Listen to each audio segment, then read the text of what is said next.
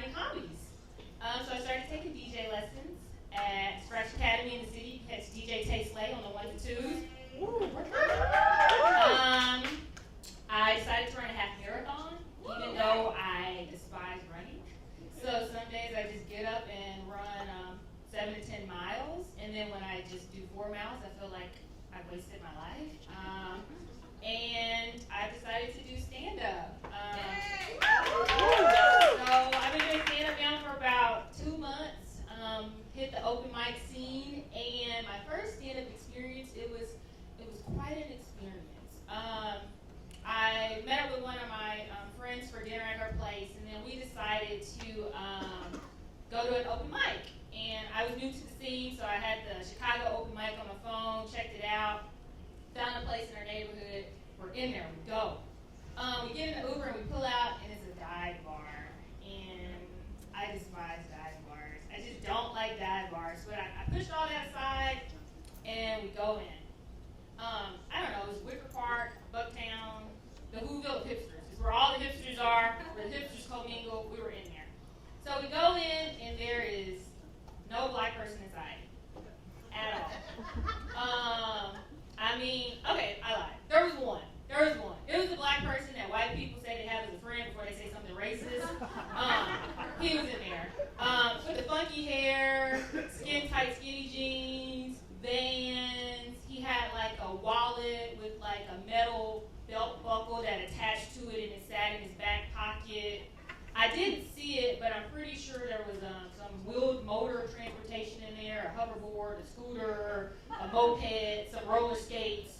Something was in there that he got in there on.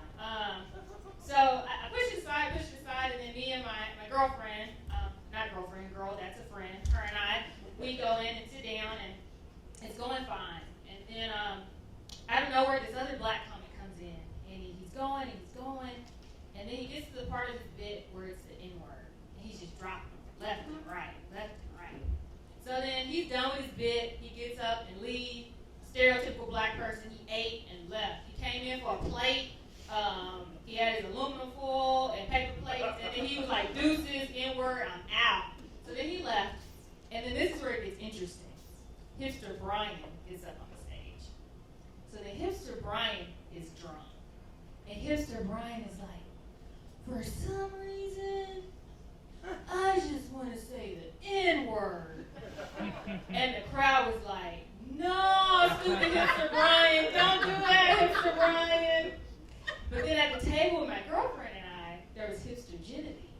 And Hipster Genevieve was like, do it, Hipster Brian, you should do it. And we was like, no, don't do it. Reconsider.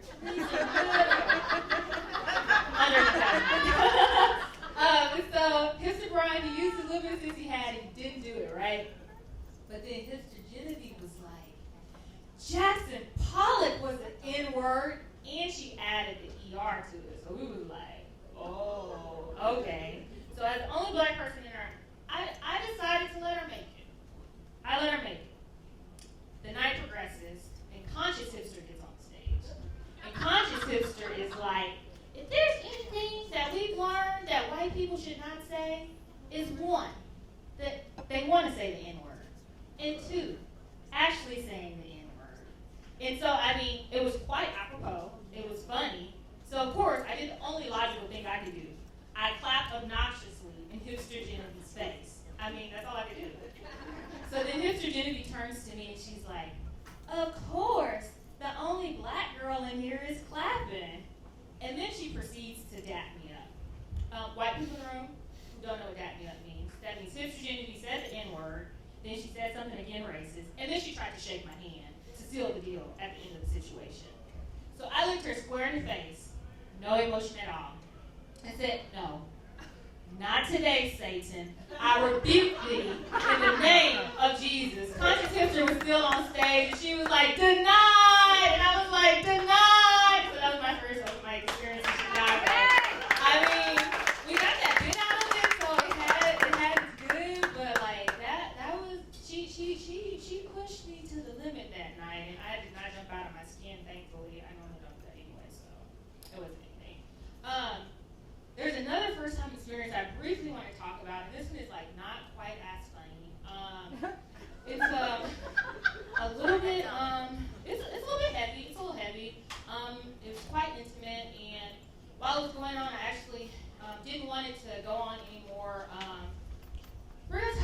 first time I smoked a cigarette with my mom. So my mom, she's like crazy. Do you have any crazy parents in the house? Any crazy parents? Do you have any people that have crazy parents in the house? Yeah. My mom, she is like certifiable. Like her craziness usually manifests itself in how she disciplined us. Us being my older sister and I, because the older she got, the more lax she became in her discipline. My brother and sister, they like get away with murder. My brother, he pops pills, has sex, does drugs, skips school, and he gets counseling for discipline. And I had to fight her tooth and nail to get his little buddy counseling. Before then, I don't know what she was doing. Nothing, apparently. So there's one instance that stands out in my mind. It was about 1996, 97. I was 6 or 7 years old, and my mom was a lifetime smoker, and she just like made it look so cool. Like she made it look so cool. Like she smoked her cigarettes, and then like she'd drive a car and smoke a cigarette. And that just looked so cool to 6, 7-year-old Tayler. And so for 2 weeks, I decided to start stealing mom's cigarettes and smoking them. I just get on my little bike and ride up and down the street and steal her cigarettes. But I mean, I was smart, but not that smart because I didn't know how to smoke a cigarette. And so I didn't smoke the entire cigarette. And so there were unsmoked cigarettes all in our driveway. And my mom is like Inspector Gadget, Luther, Monk, all mixed in one. So she started noticing these unsmoked cigarettes, and there were only 2 culprits, myself and my older sister. And I'm a lawyer. I was a lawyer in the making, so I knew my rights. I had the right to remain silent. Anything I said could and would be used against me, so I exercised that right to the fullest. But as in any court, you will be convicted without a statement. I was convicted. Mom sentenced us without any evidence. Well, she had some evidence, but she sentenced us. And so my sister and I's punishment was we had to sit in our kitchen and smoke 2 packs of cigarettes with our mom. It was like some Golden Girls type stuff. We just sitting in there. I think I might be making this up. We might have picked some greens and was in there just smoking cigarettes. But I told you she's crazy. But the craziest thing is, it worked.